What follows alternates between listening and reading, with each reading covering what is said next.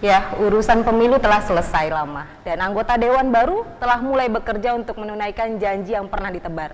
Lalu yang tak lolos parlemen kini di mana? Apakah tidur menikmati sisa uang yang ada atau tetap bekerja di ranah yang berbeda? Dan adalah Taslim, politisi muda yang pernah ke Jakarta, menyumbang ide dan pikiran untuk bangsa dan daerah. Setelah kalah suara, Taslim kembali ke kampung guna merancang langkah. Dan bukan tidak mungkin langkah untuk menjadi kepala daerah. Dan ngopi kali ini kita memang akan bertanya, kemana Taslim? Hendak melangkah apa yang diperbuat untuk Rana tercinta? Dan ngopi saat ini saya sudah langsung kedatangan di studio, ada Bung Taslim Caniago. Selamat malam, Bang. Malam, Vina. Selamat malam penonton Padang TV yang tercinta. Baik, ini ada hal yang menarik. Kita tahu sendiri bahwa Sumbar mempunyai politisi-politisi muda yang hebat. Dan salah satunya adalah Anda. Tapi kita ingin tahu sebenarnya. Orang mungkin mengenal Taslim saat ini, tapi dahulu masa lampau seperti apa? Bisa diceritakan kembali kepada kita flashback awal karir seperti apa, pilihan langkah yang dipilih saat itu seperti apa? Pertama, saya kan tidak punya cita-cita menjadi politisi. Tidak punya cita-cita? Tidak cita-cita jadi politisi, karena saya kuliah itu di FMIPA, jurusan kimia. Jadi ke politisi itu mungkin ya, jurusannya sosial atau hukum atau ekonomi ya. Nah, saya kuliah di kimia. Tapi proses reformasi saat itu yang membawa saya ke politik ya. Saat di kampus banyak kegiatan, pengurus senat, pengurus himpunan kimia.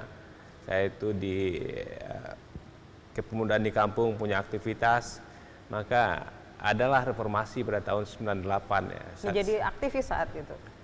Waktu itu saya tidak lagi menjadi aktivis karena sudah selesai kuliah pada tahun 95 ya, saya berwirausaha.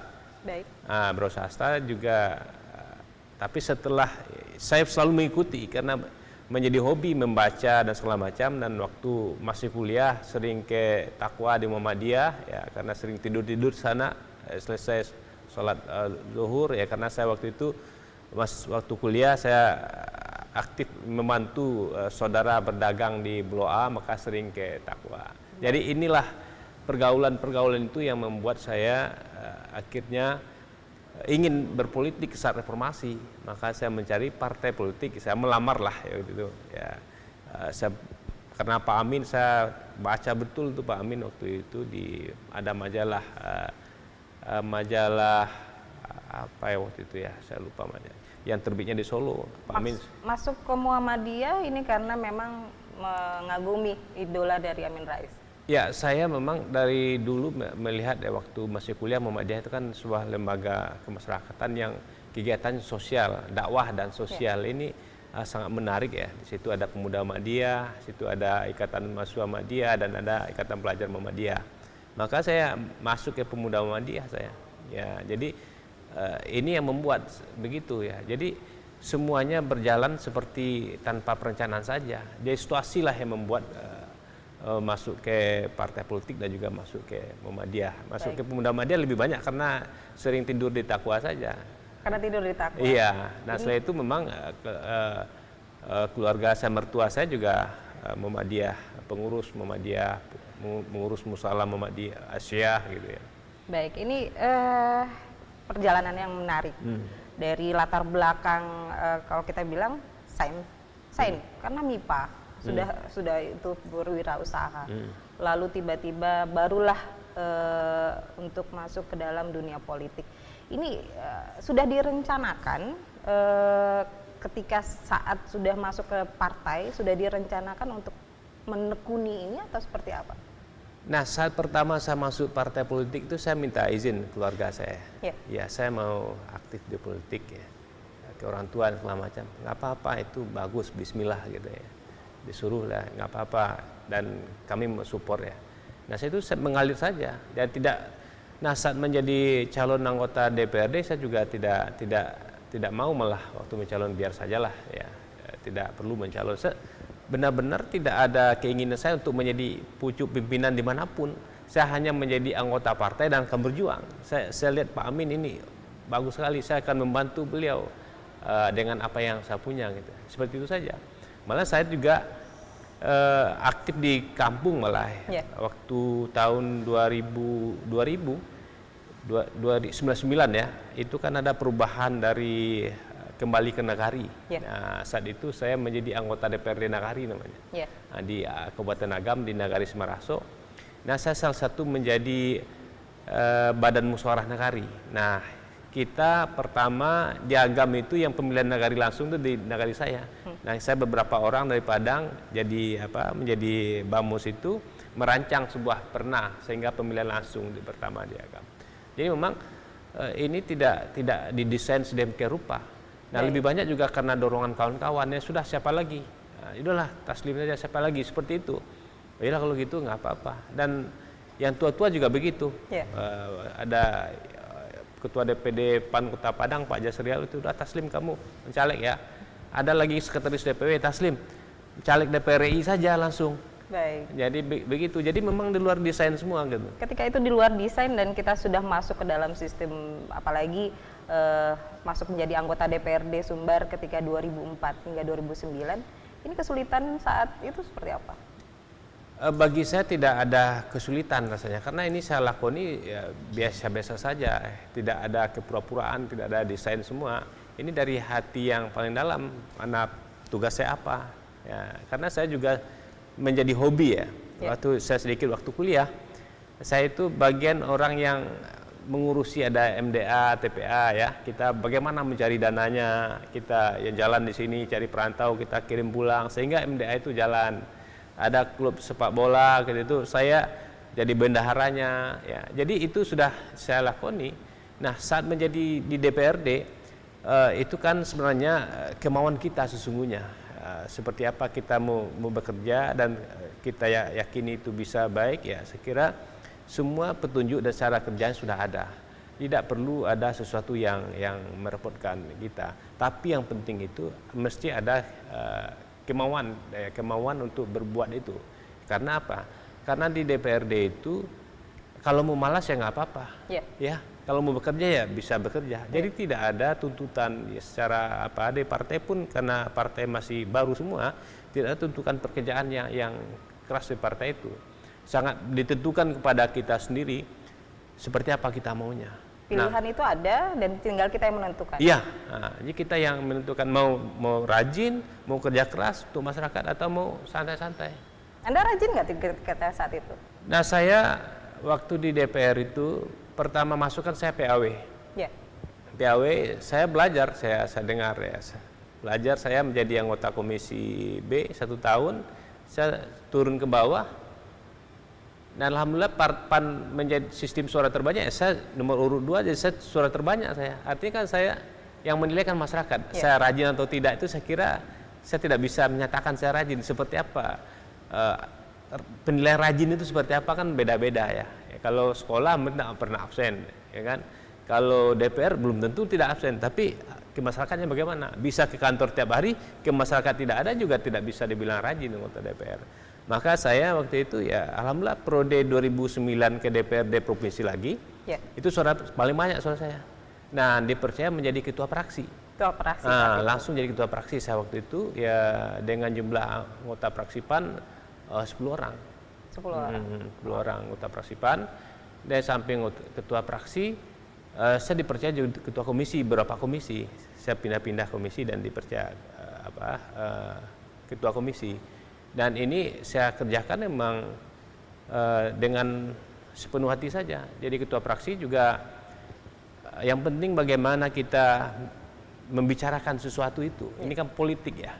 Nah, politik itu kalau kita main sendiri kita habis. Nah, kita harus bicara seperti apa. Nah, termasuk juga untuk masyarakat itu seperti apa kita desain program dan bagaimana kita mengawasi pemerintah itu sebenarnya di DPR. Oke, baik. Ini masih bicara tentang perjalanan hidup. Pernah melamar jadi CPNS selama ketika dahulu kala? Vina, setahu saya Vina, ijazah saya gunakan itu untuk melamar jadi anggota DPR saja. Hanya anggota DPR? Hanya itu. Ya kecuali waktu itu saya pakai untuk mengurus surat-surat perusahaan ya. Kan ada surat sebagai direktur mana ijazah segala macam. Kecuali itu. Nah, setelah itu saya gunakan untuk persyaratan menjadi anggota DPRD. Dan saya tidak pernah melamar ya, saya tidak, karena memang saya kira pilihan seperti itu. Ada di waktu selesai kuliah, saya membuka usaha, memang saya mulai dengan modal sangat kecil sekali, dan orang bilang, kok ini usaha kan bisa sampingan katanya ya. Melamar dari PNS kan bisa juga ada. Saya kira tidak ada yang harus disampingkan soal pekerjaan. Tidak ada yang disampingkan? Iya, tidak ada. Pekerjaan itu ada pilihan dan kita harus fokus itu. Saat kita berbagi, saat itu hasilnya tidak akan maksimal. Oke, baik. Ini seorang Taslim melihat karena tidak pernah mempergunakan ijazahnya itu kemana-mana, seorang Taslim ini melihat menjadi politisi itu suatu pekerjaan atau seperti apa? Bagaimana mendefinisikan politisi? Ya, saya kira politisi itu ya pekerjaan, pilihan kita. Pilihan kita jadi politisi. Saya menjadi pilihan bagi saya adalah politisi. Ya. Nah, kalau tidak menjadi pekerjaan, saya kira ini akan setengah hati. Setengah hati akibatnya menjadi politisi adalah alat untuk mendapatkan yang lain. Bagi saya tidak. Saya kira saya putuskan politisi, ya saya serius di situ. Setelah itu saya menjadi anggota DPRD, ya saya serius di situ. Tidak menjadi ini DPRD hanya sekedar sampingan, nanti ada perusahaan yang kita urus, ya, sehingga kita gunakan kekuatan politik yang ada untuk kepentingan. Ini yang merusak saya kira. Maka mestinya kalau pendapat saya, kita harus konsekuensi. Jadi politisi jadi politisi, jangan jadi pengusaha jadi politisi, jadi pegawai negeri jadi pengusaha. Ini akan merusak. Akibatnya apa? Ya terjadilah korupsi dan segala macam. Maka pilihan saya adalah saya mau jadi politisi. Baik. Nah, saya kerjakan itu dengan sepenuh hati, dengan setulus dan seikhlasnya, dan saya kira saya bisa jalan terus menerus sampai ke DPR ini. Oke, baik. Ini masih juga perjalanan hidup, dan karena kita konsisten terhadap jadi politisi, ini nggak pernah pindah partai. Ini apa Muhammadiyah ini PAN ya, membiusnya seperti apa? Jadi Vina, kita berpolitik ideologinya itu ya, perjuangannya itu yang kita cari ya. Bukan kalau saya pindah partai buat apa? Ya. Apa yang saya perjuangkan sesungguhnya? Lagi tren sekarang pindah. Ya, bagi saya tidak akan pindah partai, kecuali partai ini bubar gitu ya. Kalau partai ini bubar? Iya, bubar atau dibubarkan. Nah, saya kira selama itu belum, karena saya melihat partai saya baca platformnya itu, saya pelajari seperti apa cara-cara berpolitik di PAN itu. Nah, Vina tahu kan di PAN ini partai yang demokrasinya saya kira paling hebat lah. Orang memilih ketua DPW atau tingkat provinsi ini di beberapa partai lain itu hanya diwakili oleh 2 orang per kabupaten. Oke. Ya, kalau di PAN itu dipilih oleh sekitar 2 orang per kecamatan pesertanya, ditambah 3 orang per kabupaten. Ini berapa kecamatan di sini? Ada sekitar 600 peserta. Jadi demokrasinya luar biasa. Ini saya kira ini mengelola demokrasi yang berat itu di PAN itu. Maka saya tidak mau meninggalkan ini karena apa? Menarik gitu ya. Demokrasi itu langsung di PAN itu tumbuh luar biasa dan sudah diawali jauh-jauh hari. Baik, ini konsisten terhadap pada satu partai, satu ideologi, dan kekonsistenan ini akan juga mengantarkan seorang Taslim ke DPR RI. Dan apa sih saja yang diperbuat? Ini juga akan kita bahas, tapi sepertinya saya memberikan waktu untuk minum kopi dulu. Makasih, Min. Pemirsa, saksikan kita sesaat lagi dan tetaplah di Ngopi.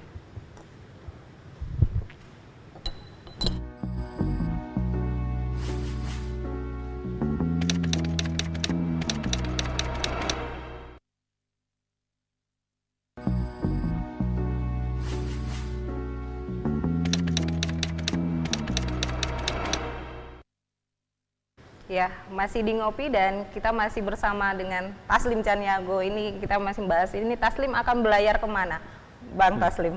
Ini setelah kekonsistenan terhadap menjadi seorang politisi, tidak pernah pindah kereta, dan itu pula yang mengantarkan menjadi anggota DPR RI ketika tahun 2009-2014. Apa saja sih yang Abang perbuat ketika di Senayan? Ya, kerja di DPR itu kan kerja kolektif ya, kerja kolektif ya. Yang menentukan seorang anggota DPR bekerja atau tidak itu adalah saat dia bicara. Pada hasilnya itu kan sebuah undang-undang dan pengawasan. Nah, kerja yang bisa saya lakukan di situ lebih banyak pada kerja pengawasan. Kalau undang-undang kan bersama, tapi saya mau cerita beberapa yang selalu saya ngotot itu ya. Walaupun ini kerja bersama, tapi saya termasuk di bagian situ ya. Ya, contohnya bagaimana kita mendapat dana bantuan gempa yang ketika tahun 2009. Kita tahun 2010-2009 itu ya. Itu memang agak berat memang waktu itu. Karena apa? Karena kita itu bukan bencana nasional. Ya, saya pernah di rapat dengan Menteri Keuangan mengatakan ini anggarannya sudah, ini yang 2011 lagi ya, 2009 jalan, 2010 jalan, kita bentuk pengawasannya, dan saya bagian dari Staris Pengawasan Bencana untuk Sumatera Barat waktu itu. Di rapat badan anggaran saya bagaimana membangun kantor-kantor yang ada di Sumatera Barat dan gempa rumah. Ya, Menteri Keuangan bilang itu bukan bencana nasional katanya. Nah, makanya itu bencana daerah. Saya katakan Pak Menteri, saya tunjuk dia Pak Menteri. Tidak ada satupun orang yang bernapas di Sumatera Barat itu menginginkan gempa bumi itu. Baik. Nah, berapa kebutuhan yang dibutuhkan itu adalah sekitar 6 triliun lebih untuk membangun kembali Sumatera Barat. Kalau Bapak serahkan ke APBD, saya mantan anggota DPR di provinsi, APBD-nya baru sekarang baru 1,5 triliun. Artinya apa Pak Menteri? Pegawai tidak makan, pegawai tidak terima gaji, segala kegiatan perkantoran tutup, baru mereka dapat uang 6 triliun itu setelah 4 tahun baru. Jadi apakah mau dibiarkan seperti ini? Tanggapan Menteri saat itu? Jadi semuanya ini Menteri diam dan kita tunda. Rapatnya akibatnya tunda ya, saya akan bicarakan bagaimana mencarinya. Maka setelah itu keluarlah angka 3,5 triliun lagi. Diambil dari rekening 99 waktu itu. Untuk rehab rekon? Ya, rehab rekon itu. Nambah lagi di sana. Nah, sehingga kan cukup membantu juga ya. Saya tanya masyarakat ya banyak berlebih-lebih malah ya. Sehingga pertumbuhan ekonomi dari itu jadinya karena uangnya cukup besar. Itu yang di DPR soal bencana alam. Nah, soal lainnya memang itu dari kita sendiri ya, terutama dari fraksi PAN saya yang menyampaikan di rapat badan anggaran soal royalti pertambangan. Soal royalti pertambangan saya mempelajari betul ya, karena siapa yang penambang, siapa yang jadi orang kaya ya, siapa yang bisa beli pesawat. Itu pada umumnya adalah pengusaha-pengusaha pertambangan. Sementara mereka hanya memberikan royalti 3%. Nah, menurut pendapat saya ini tidak adil gitu. Saya katakan, betapa banyak anggaran digunakan untuk bencana alam akibat pertambangan ini. Kebetulan waktu itu ada bencana di Solunto. Nah, contoh di Solunto sebenarnya di kampung saya. Nah, berapa anggaran itu? Lalu berapa negara dapat itu? Royalti pertambangan cuma 3%. Saya minta ini harus ditambah. Maka saya sampaikan di rapat di penangan fraksi PAN itu minta penambahan royalti. Nah, itu menjadi catatan lah di rapat paripurna, catatan fraksi PAN ini ya, A, B, C dan D segala macam. Nah, pada akhirnya pada rapat pembahasan anggaran itu setelah melalui dialog yang keras, saya justru mintanya 5% ya. Jadi Menteri Keuangan ini kan perlu dibicarakan lagi Pak sama ini. Apa lobby ya nggak mau tambah, akibatnya saya ngotot, saya nambah, saya bilang. Situasi saat itu banyak kendala untuk menggolkan. Yang lain memang diam saja karena memang banyak juga yang menikmati, karena umumnya anggota DPR kan banyak pengusaha juga yang menikmati pertambangan. Ini kalau ini dinaikkan itu kan berat bagi pengusaha kan. Ya saya kira saya nggak mau, saya bilang. Akibatnya disetujuilah ya. Udahlah Taslim kita setujui tambah jadi 0,5% menjadi 3,5%. Saya masih belum setuju saya. Tapi itu kawan-kawan dia Pak sidangnya di Skot, sidang rapat anggaran Skot ya, Taslim gimana? Ini kita udah koordinasi sama Menko nih. Kebetulan Menko adalah ketua umum PAN gitu, Mahathir. Oh udah yaudah saya terima. Lalu saya itu katanya tidak bisa dimasukin pada anggaran tahun 2012. Nah, kenapa tidak bisa? Ini harus PP. Saya tanya, PP berapa lama siapnya? Ya 1 bulan lah Pak. Nah Pak Menteri sekarang bulan berapa? Sekarang baru bulan Juli ya, Juli nggak saya. Baru bulan Juli. Nah masa nggak siap PP-nya? Bilang, Bapak hari ini kan kita sepakatin nih, bikin PP-nya masuk tahun 12 akibatnya masuk. Ya. Masuk juga akibatnya ini terjadi pertambahan anggaran. Nah, itu salah satu yang saya agak ngotot di situ. Yang lagi satu yang saya tidak tercapai ya, Pin ya. Yang saya sepertinya yang tidak tercapai. Ya, apa yang saya harapkan waktu itu di rapat anggaran juga, di mana daerah penghasil minyak bumi dan gas dan pertambangan itu ada dana kompensasi dari APBN ke mereka. Nah, waktu itu saya tanya, Sumatera Barat itu bukannya miskin, Sumatera Barat itu kaya juga. Soal pertambangan, banyak pertambangan, ada emas dan segala macam kami punya. Tapi itu kan berada di bawah hutan lindung. Oke. Ya, 60% lahan yang ada di Sumatera Barat itu adalah hutan lindung. Nah, orang lain menghasilkan karbon ya itu diberi pencemaran, diberi kompensasi dia. Ada bagi transfer daerah bagi hasil minyak bumi dan batubara segala macamnya. Sementara kami yang menjaga apa yang diberikan oleh pemerintah. Harusnya kami yang dapat kompensasi. Kami sudah menjaga ini bukan hanya Indonesia, dunia sebenarnya. Nah, saya minta ada undang-undang terhadap itu. Ditunda atau memang gagal? Nah, jadi itu menjadi catatan saja waktu itu karena memang ini kan sebuah undang-undang perlu kajian. Ya. Baik. Saya sampaikan waktu di rapat Badan Anggaran juga supaya ini menjadikan ada undang-undangnya sehingga Sumatera Barat itu tidak hanya dana DAK, DAU dan segala macamnya, tapi dana kompensasi yang menjaga oksigen dunia lah atau oksigen Indonesia. Ini kalau kita hitung itu luar biasa. Baik. Nah, gitu, Ben. Ini kita bicara tentang segala yang diperjuangkan selama 5 tahun dan seharusnya memang harus bicara karena menjadi seorang burung murai di Senayan sana kalau tidak bicara tidak usah di sana. Iya, dan ketika membandingkan setelah 5 tahun menjadi seorang politisi di DPRD Sumbar dan di DPR RI ini bagaimana melihat polemik politik yang ada di sana dan juga seperti apa? Nah, bedanya ya kalau di Sumatera Barat tentu kita bekerja sudah ada acuan peraturan pemerintahnya dan undang-undang. Jadi atau ini terlalu banyak lobby-lobby internal yang menghalangi untuk terjadinya kesepakatan? Ya, yang jelas di sana itu memang kepentingannya lebih banyak ya. Lebih banyak dan lebih kental lah ya, lebih banyak pengaruhi. Kita tidak hanya kepentingan secara nasional ya, tapi kepentingan internasional juga seperti itu ya. Nah, ini juga menjadi kendala ya. Contoh soalnya saat itu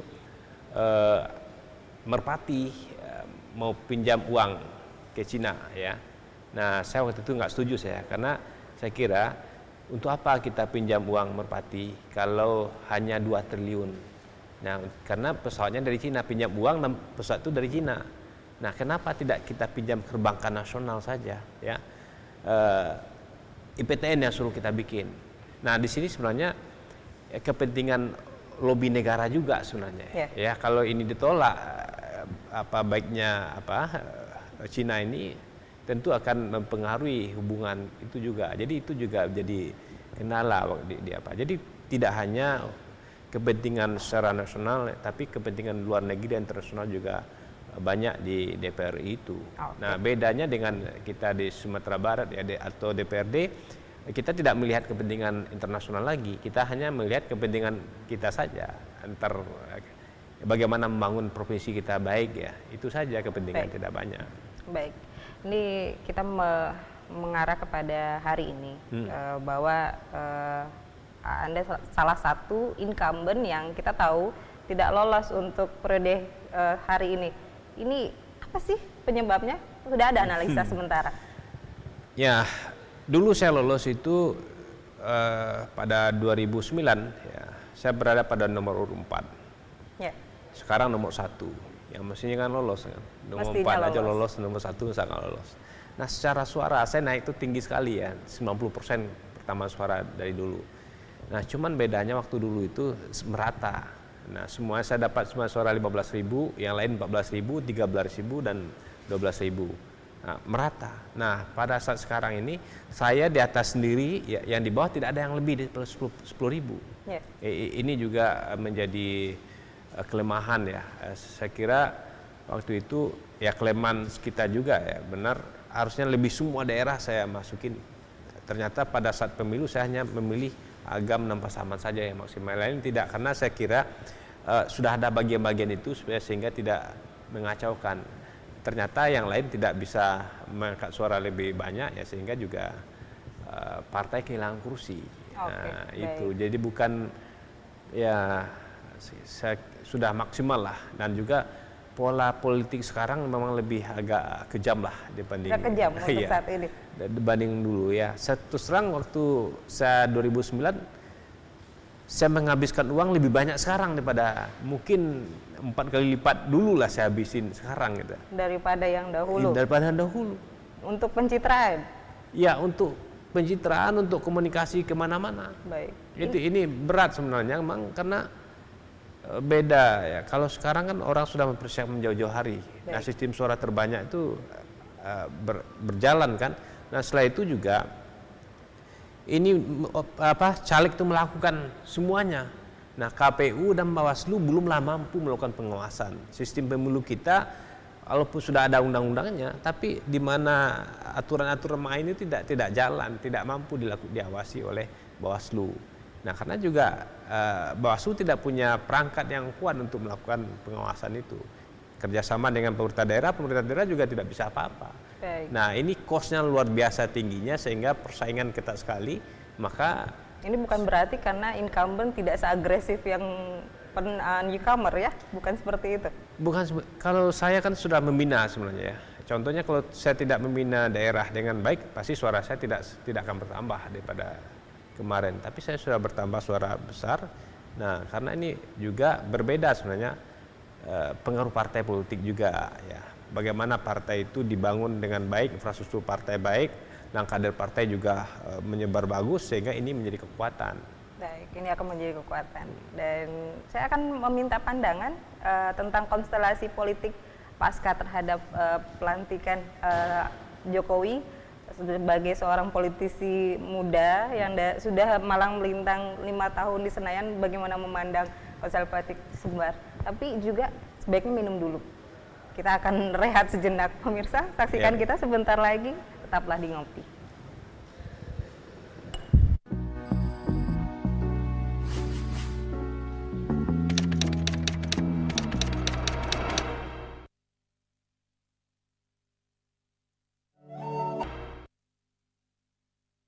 Di Ngopi, dan kita masih membahas tentang Taslim akan kemana dan mau apa. Bang Taslim, sebelum akan menjawab seperti itu, ini kita tahan dulu karena sekarang di Jakarta pusat dan juga seluruh Indonesia ini sekarang sedang H2C, menunggu cemas terhadap susunan kabinet. Dan sebagai orang yang pernah di legislatif, hubungan antara legislatif dan eksekutif terhadap pemerintahan yang baru saat ini, Jokowi, ini seperti apa Abang memandang ke depannya? Ya, jadi begini, tergantung sisi mana ya. Kalau sisi pemerintah dengan kondisi sekarang itu tidak menguntungkan. Tidak menguntungkan? Tidak menguntungkan. Kalau di sisi DPR sebenarnya mereka bisa lebih mengawasi dan lebih bisa membahas sebuah program pemerintah. Nah, itu. Sisi rakyat itu menguntungkan. Baik. Nah, saya pernah di waktu DPR berada di sisi pemerintah ya. Nah, kalau di sisi pemerintah itu ini program pemerintah ini yang bagus nih. Kalau kita berada pihak pemerintah, kita tidak mendalami lagi. Yeah. Kita bagusi saja. Nah, orang yang mengkritik lemah, ini jalan. Nah, sementara program itu belum tentu bagus buat rakyat. Yeah. Nah, dengan kondisi politiknya seperti ini sesuatu yang saya kira memang harus kita bangun seperti ini supaya rakyat benar-benar mendapatkan program yang bagus dari pemerintah dan pemerintah serius. Nah, DPR pun akan serius mengawasi ini. Jadi ini suatu yang menarik dan memang ya harus begini. Harus begini. Walaupun ada pembicaraan bahwa parlemen ini terpecah belah dua terhadap KMP dan juga KMB-nya. Oh iya, pasti begitu. Dulu juga begitu kan. Dulu juga seperti begitu. Ada PDIP zaman itu sebagai oposisi namanya ya. Ada kelompok koalisi pemerintah waktu itu. Ada PAN sana, ada Demokrat, kan bagi dua juga. Dua juga, ini nggak masalah. Cuman bedanya dulu ya, yang di pemerintah tuh di DPR-nya besar. Oke. Nah sekarang kecil. Nah ini sebenarnya nggak ada masalah ya. Kita masyarakat menilai ya, dan juga pengamat yang terlalu memanas-manasi soal ini. Kalau saya di DPR ya, saya juga sekarang kan masih aktif juga saya. Masih aktif. Di partai ya, ada kajian-kajian juga ikut soal komisi kemarin saya ikut juga. Tidak ada permasalahan yang sesungguhnya, dan ini sekali lagi tidak terlalu gaduh seperti yang tidak dibicarakan. terlalu, biasa-biasa saja. Kita ketemu juga sama kawan-kawan partai lain, tapi saat kita berdebat ya begitu, kita berdebat kita. Nah ke depan itu kalau ini berjalan mulus, ini ada koalisi Merah Putih punya kekuatan itu, nah pemerintah akan sangat hati-hati. Nah kalau pemerintah bekerjanya tidak bagus sedikit saja ya, ini bahaya buat pemerintah. Maka sekarang kita bersyukur seperti ini, rakyat mesti bersyukur, sehingga program pemerintah tidak program ece-ece aja. Akan mau naikkan BBM, kajiannya harus matang ya. Mau program apa? Subsidi ya, subsidi pupuk selama ini tidak dirasakan oleh rakyat ya, nggak dirasakan tuh subsidi pupuk itu. Memang pupuk yang subsidi, bukan rakyat yang subsidi kan. Nah ini akan dikaji lebih baik ya oleh pemerintah, sehingga tidak berapa anggaran subsidinya. Ini semuanya akan dikaji sebaik mungkin, sehingga pemerintah itu tidak sembarangan. Kalau dia salah ya habis. Baik, ini sepertinya hubungan Istana dan juga Senayan ini tidak akan terlalu runcing dari pengamatan.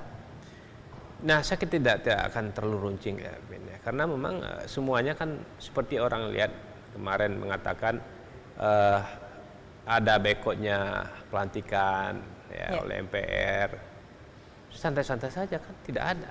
Mereka semua politisi saya kira sangat bisa memahami mana yang harus sesuai dengan urusan tata negara, mana yang politik. Nah kalau sudah ada di aturan tata negaranya itu tidak boleh lagi, tidak bisa. Keluar dari konstitusi kita nggak bisa. Baik, ini yang pasti kita akan bicara pada daerah. Apa dampaknya terhadap konstelasi politik yang terjadi di pusat sana terhadap ke daerah? Nah, sekarang kalau dampaknya yang saat ini ya, dampaknya saat ini soal pengumuman kabinet belum juga tarik ulur terlalu lama, saya kira stabilitas ekonomi saja. Artinya apa? Kebijakan-kebijakan itu kalau terlalu lama juga akan berpengaruh kepada rakyat. Ya. Umpamanya sekarang kita lihat di Padang contohnya, sudah ada BBM yang langka. Nah ini kan perlu kebijakan cepat dari pemerintah. Seperti apa? Nah kalau menterinya belum ada gimana? Nah apalagi dengan kabinetnya sekarang itu ada menteri yang dilebur dan segala macam.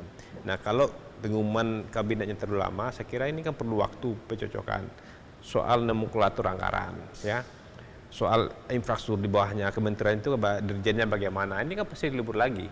Saya kira pemerintah itu akan perlu waktu ya minimal 3-6 bulan lah untuk memperbaiki ini semua, baru bisa akan berjalan normal. Nah ini akan mengganggu ke daerah soal itu. Akan mengganggu ke daerah. Karena juga ini kan tidak akan jalan baik ya. Gubernur mau koordinasi sama siapa sekarang? Soal apa? Baik. Soal kelautan ya ke menteri mana? Kan masih galau lah kira-kira. Masih galau karena vacuum of power. Nah itu kan. Baik. Ini kita tahu saat ini kabinet sedang dirancang. Namun prediksi kabinet dari Bang Taslim sendiri seperti apa? Dengar-dengar ada orang Minang untuk penempatan di sana? Nah kalau kita lihat memang orang Minang ada ya, ada 2 malah udah panggil Bang Nino Sanago sama Saldi Isra. Artinya apa yang dikhawatirkan oleh masyarakat kita kemarin kita tidak pilih Jokowi ya tidak ada kan. Ya. Ini Jokowi itu kan bukan melihat ya, kalau saat sudah menjadi presiden, kalau dia masih melihat ini milih saya milih, nah ini bukan soal bupati ya seperti itu saya kira, ini presiden lah. Nah, negarawan dan presiden dia harus membangun semuanya. Saat dia meninggal satu saja, jadi dilihat dia benar-benar ya kita harus acungin jempol juga ya, proporsional melihatnya. Mana yang punya potensial diambil. Nah kita tidak perlu khawatir walau kemarin Jokowinya kalahnya besar di sini, ya, tapi contohnya masih di ini. Ini hal yang menarik bahwa PAN merupakan bagian dari koalisi Merah Putih dan analisanya seperti ini, sangat sangat demokratis sekali sepertinya kalau saya dengar. Bang Taslim, ini kita ke arah terhadap janji. Ketika saat Jokowi JK pernah untuk melakukan janji-janjinya di Sumatera Barat melalui tim relawan dan lainnya, dan juga JK merupakan juga orang Semando. Bagaimana melihat Sumbar yang ternyata kalah telak di sini, namun janji itu pernah juga, apakah seperti apa politisi mandang? Nah, seorang presiden itu kan bukan berjanji per daerah deh, janjinya itu secara nasional ya. Saya kira tidak akan ada pengaruhnya soal itu, soal janjinya kan nanti program itu, janji dia itu akan dituangkan dalam sebuah program. Nah, program itu sifatnya nasional. Contohnya seperti apa? Pembangunan infrastruktur, ya. Infrastruktur di mana? Ya Sumatera Barat bisa kan semuanya nih Sumatera ya, jalan nasional itu aja. Jalan nasional sampai ke ada lewat Sumatera Barat kan, nggak mungkin akan ditinggalkan. Nah, setelah itu juga soal anggaran ke daerah, ya transfer daerah itu kan undang-undang, tidak bisa dibatasi. Jadi tidak ada celah ya untuk ini tidak memilih, walaupun sudah berjanji kita tidak akan realisasikan, tidak bisa seperti itu. Sebab janji presiden itu dituangkan dalam sebuah program dan program itu menjadi sebuah undang-undang. Nah, seperti itu. Nah, barangkali yang bisa mungkin saja kalau dia agak kecewa ya dia jarang ke sini. Itu kan untuk apa juga presiden sering-sering ke sini kan, merepotkan juga kan. Akan merepotkan juga nantinya. Pemerintah daerah menjamu segala macam. Nah, ini enggak. Baik, kita akan bicara ini dari tadi saya mengungkapkan akan belayar kemana, mau belayar kemana, apakah dengan mau jadi BA1, apakah itu? Mungkin ditahan dulu sebelum dijawab. Pemirsa, nantikan kita berikut dengan jawaban sesaat lagi dan tetaplah di Ngopi.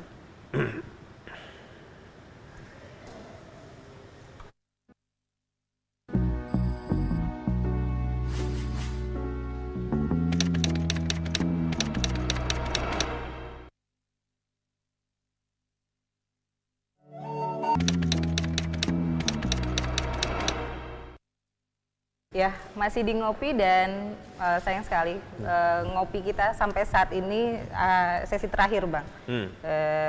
Meskipun sepertinya kopi saya belum habis dan pertanyaan saya masih banyak, tapi ini di paling ujung pertanyaan. Ini pengabdian sudah memang konsisten terhadap politisi itu sudah. Melalang ke Senayan sudah, dan tadi kita berbicara terhadap bagaimana Sumbar. Ini Abang mau belayar kemana? Setelah ini Abang mau belayar kemana? Ini benarkah mau ikut pilgub bulan tahun depan? Yang pasti saya akan tetap jadi politisi, Vin. Tetap menjadi politisi. Jadi politisi, dan kalau dulu pengabdian jadi politisi itu di Senayan ya, job-job di Senayan, mungkin politisi itu kan tidak pernah mati. Membangun kader, membangun partai, membangun masyarakat, itulah kerja politisi sebenarnya. Ya pasti tetap di situ. Nah, setelah itu kan juga selaku kader partai, saya menyerahkan sepenuhnya kepada partai dan kader. Itu kan memilihnya mau jadi apa. Kita kan selaku kader harus siap. Kalau memang saya punya potensi di kayak Sumber Satu kayak yang lain-lainnya, partai perintahkan ya saat itu ya saya jalan. Sudah ada amanah dari partai? Ya tentu ini kan prosesnya masih panjang. Saya kira kita tunggu saja dan biarlah partai yang menyeleksi, dan belum tentu saya yang terbaik untuk itu, mungkin ada yang lain lebih baik. Nah, maka sebelum kader, yang penting sekarang saya berpolitik, membangun bangsa ini, membangun negeri ini dengan segala kemampuan dan memberikan kontribusi dengan segala kemampuan. Nah, kalau partai mengamanahkan ke jalur A ya saya jalan. Jadi tidak perlu dikejar sebenarnya soal di mana, sebab politisi itu di mana-mana mesti mengabdi. Dan politisi itu tidak akan mati. Tidak akan mati. Kecuali dia politisi cari jabatan ya mati dia. Baik. Jadi ketika menunggu dan juga mengikuti proses dari partai, keinginan terhadap untuk menjadi nakoda Sumber dan ingin merubah terhadap memberikan perubahan terhadap Sumber, ada keinginan terhadap itu? Nah, yang punya keinginan saya pengen punya kontribusi untuk Sumatera dan merubah Sumatera Barat lebih baik ya. Itu punya keinginan saya. Tapi saya tidak tahu mau jadi apa atau di mana. Nah, makanya jadi apa dan di mananya itu nanti partailah yang menentukan. Tapi punya keinginan selaku kader partai, selaku politisi ya itu. Kalau tidak punya keinginan untuk memperbaiki masyarakat ya jadi bukan politisi namanya. Kalau memperkaya diri ya jadi pengusaha. Kalau politisi ya harus punya keinginan itu. Memilih jadi jalan politisi adalah artinya saya punya keinginan untuk memperbaiki masyarakat. Baik, dan ini jika misalnya nanti Partai Amanat Nasional memberikan amanah itu kepada Abang, ini bagaimana melihat juga pesaing di 2015? Abang sudah membacanya, sudah dari jauh hari atau seperti apa? Ya, saya kira semuanya punya peluang yang sama ya. Semuanya pulang sama? Punya peluang yang sama, tergantung yang masyarakat kan sudah cukup cerdas nih, ya, sudah tahu. Dan sekarang bagaimana kita memberikan keyakinan pada masyarakat bahasanya pilihannya si A atau si B yang paling tepat, atau saya yang paling tepat. Tentu dengan ide-ide atau program-program yang betul-betul bisa meyakinkan mereka. Ini pertarungan di situ saja sebenarnya. Nah setelah itu tentu partai ya juga mereka yakin bahwa PAN itu akan baik ya. Pertarungan di sana saja. Nah peluang sama saja, tidak ada yang si A kuat dan si B yang kuat, tidak ada saja. Tidak ada di sana. Ini karena PAN masuk dalam koalisi merah putih, ini sepertinya memang sudah ada survei yang dilakukan untuk di kalangan Sumbar. Ini sudah ada dapat bocoran terhadap survei-survei itu? Nah, saya belum dapat bocoran ya, karena saya belum memikirkan itu terlalu jauh ya.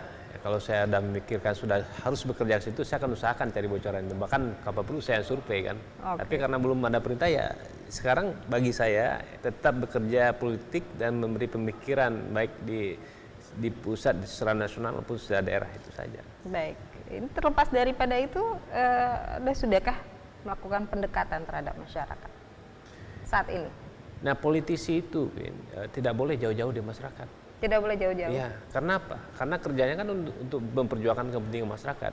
Ya, masyarakat itu apa? Ya, kader partai itu masyarakat ya. Jadi orang yang masuk PAN itu harus ada, saya kunjungin segala macam. Ya harus begitu. Nah, kalau udah, makanya bagi saya bukan urusan mau BA1 atau berapanya ya pendekatan itu, tapi urusan panggilan hati untuk selalu bersama masyarakat, itu saja. Tanpa itu pun saya akan begitu juga.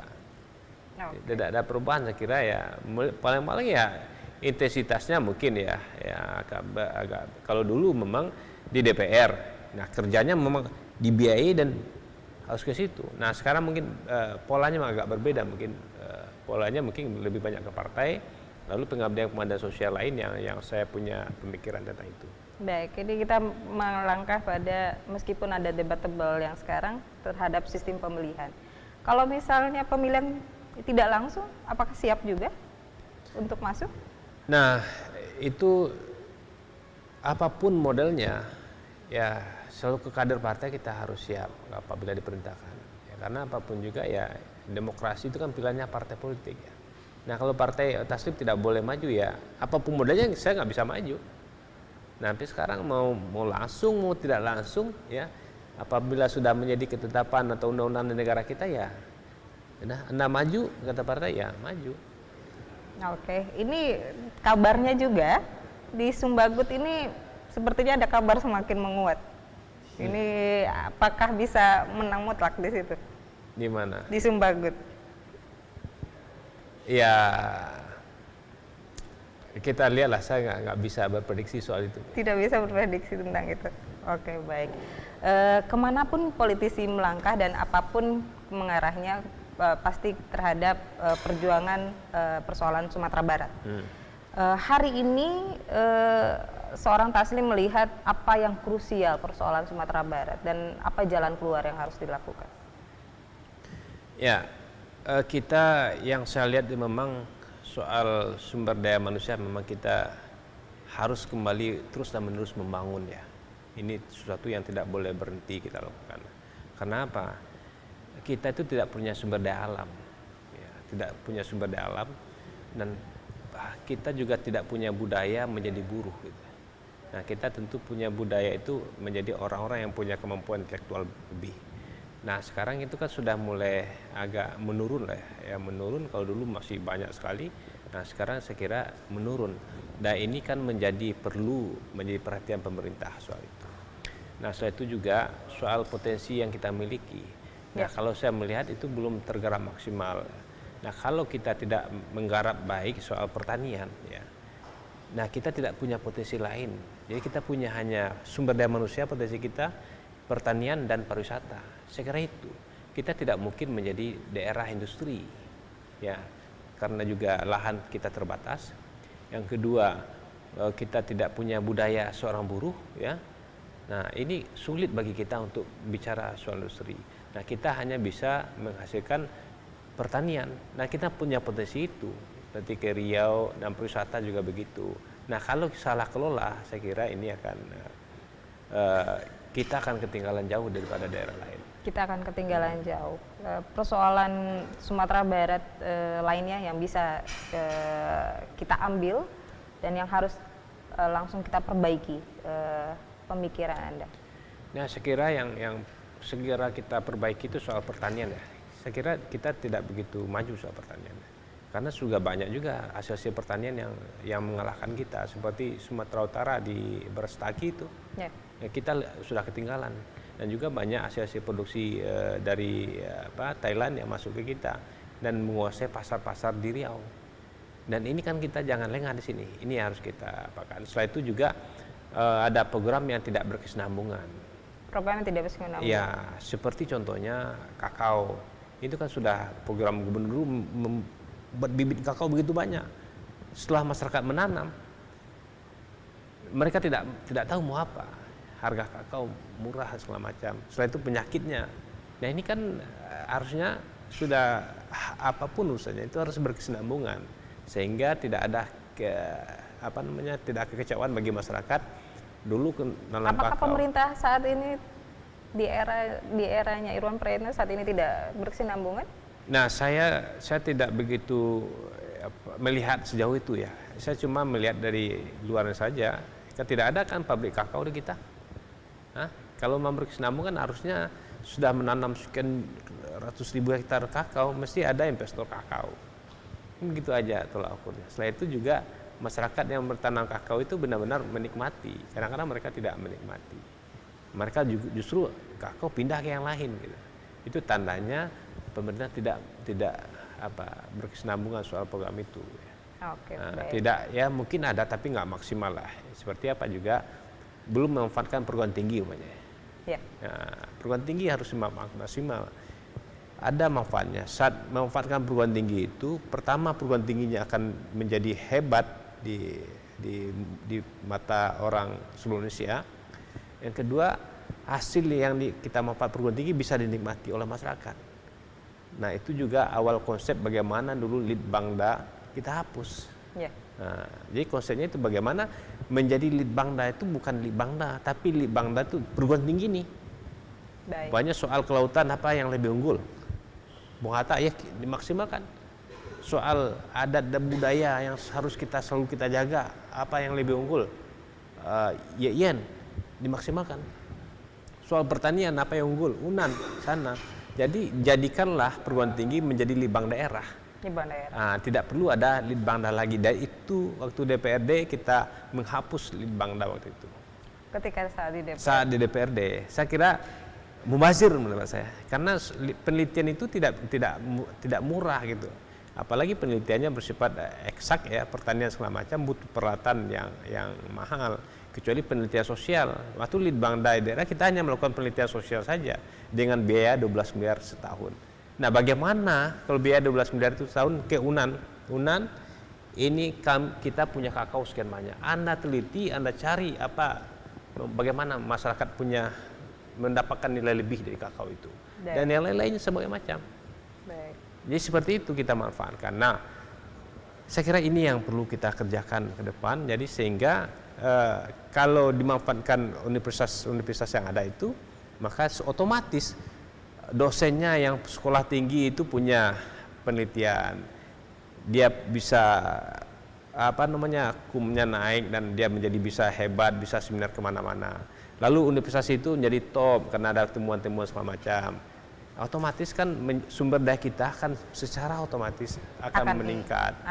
Meningkat, sumber daya manusia meningkat, terus ya kita bisa ngirim orang kemana-mana, ke Jawa, ke Riau, ke Batam segala macam. Nah, itu industri itu yang harus kita kembangkan. Dan industri itu yang akan dibutuhkan oleh Sumbar untuk ke depan. Dan ini sebenarnya masih banyak yang harus kita kupas. Pemikiran-pemikiran seperti ini yang akan harusnya kita perdalam. Namun ini waktu membatasi kita harus adakan lagi untuk bagaimana memikirkan Sumbar dan juga langkah apa yang harus dilakukan. Nah, pinsamu sedikit ya. Nah, saya pada kesempatan ini ingin mengucapkan terima kasih banyak kepada seluruh masyarakat Sumatera Barat yang 5 tahun yang lalu sudah memberikan kepercayaan kepada saya menjadi anggota DPR RI. Dan saya sudah menunaikannya semaksimal dan kemampuan saya. Dan ya sekali lagi saya mengucapkan terima kasih banyak itu. Dan saya minta maaf dengan segala kekurangan soal pengabdian selama ini. Baik, dan juga terima kasih telah hadir di studio dan ngobrol politik bersama kita. Selamat malam, Bang. Dan pemirsa, berpolitik itu harus punya tujuan, agar masa depan bisa dipetakan. Bagi politisi sejati, ranah mengabdi tidak hanya di balik jas dan safari, namun setiap waktu mampu mengendalikan situasi. Dan jabatan politik bagi politisi seharusnya adalah sebuah alat untuk mensejahterakan rakyat.